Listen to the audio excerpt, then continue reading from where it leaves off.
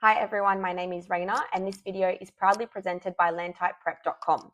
So first, I'm just going to be walking through what the LANTITE test is about and what you'll be having to do.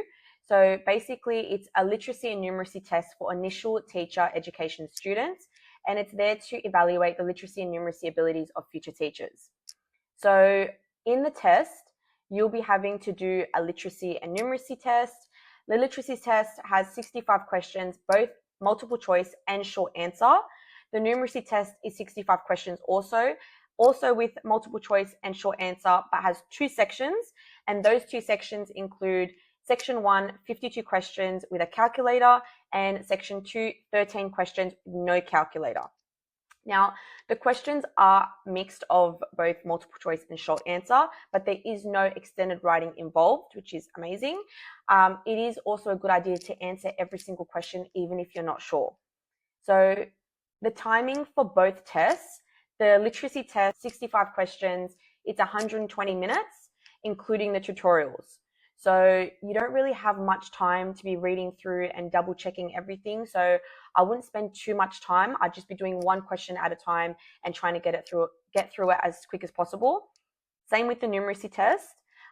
It's 120 minutes for both sections and it goes really, really quickly. So your average section 1 is 90 to 95 minutes. Section 2 is 25 to 30 minutes. Again, it goes super fast. So you don't want to be spending too much time on each question. You just want to be making sure that you can answer every single question. Okay, so now I'm just going to go through what happens in each test.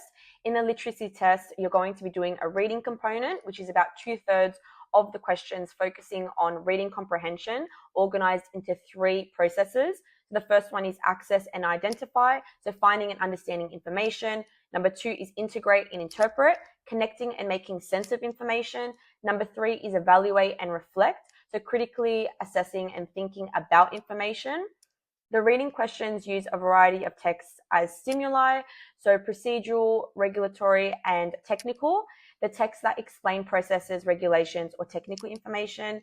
Then you have descriptive, informative, and persuasive, texts that describe, inform, or persuade. And then you have a narrative section, which is texts that tell a story. So the technical skills of writing, the remaining 1/3 of the literacy test assesses writing skills in 4 key areas, which is first, syntax and grammar, so to correct any sentence structures and grammar usage. Number 2 is spelling, so the accurate spelling of words. Number 3 is word usage, so the appropriate use of words in context. And number 4 is text organization, so logical arrangement of ideas and information in writing. So the numeracy section of the exam also covers 3 main components. Number 1 is number and algebra, so basic arithmetic, algebraic expressions and equations. Number 2 is statistics and probability, so data interpretation, probability, and statistical measures. Number 3 is measurement and geometry, so understanding measurements, shapes, and spatial reasoning. So again, if you know the answer, just go ahead and choose it. You just want to make sure that you are making an attempt on every single question. So for the numeracy section, I wouldn't suggest rushing through it because once you start the second section, you can't go back and fix anything.